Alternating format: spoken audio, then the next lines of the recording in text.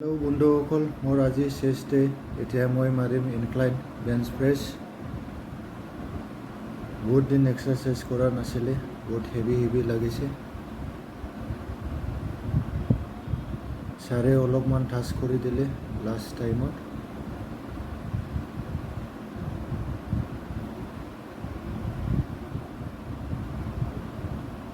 সত্তৰ কেজি আছে 12 লগত। বাপৰে বাপ। এতিয়া আৰু ডিক্লাইন মাৰিম।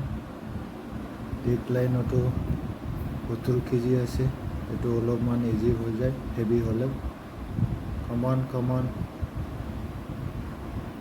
বাপ বাপৰে বাপ।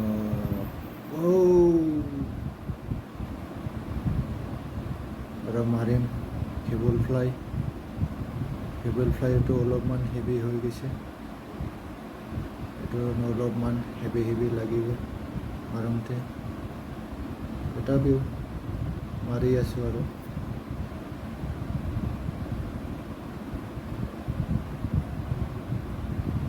আপোনালোকে মোৰ চেনেলত নতুন যদি লাইক, কমেণ্ট আৰু ছাবস্ক্ৰাইব কৰক।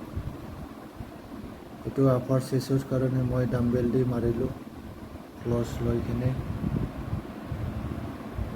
মোৰ আপাৰ চেষ্টটো অলপ কম আছে, সেইটোৰ কাৰণে ডাম্বেল দি লাষ্টত সেইটো মাৰি দিলোঁ।